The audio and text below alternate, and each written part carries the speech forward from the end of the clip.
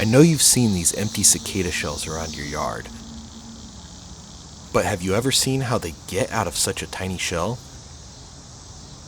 I always wondered what that process looked like. Well, today, I found a cicada that just started to shed its shell. I was so excited, and Toko was looking at me like I'm crazy.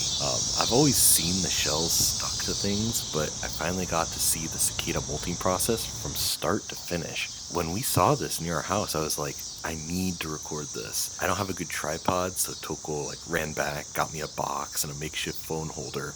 We set it up to film this dude doing his thing. I didn't realize it was going to be such a long process though.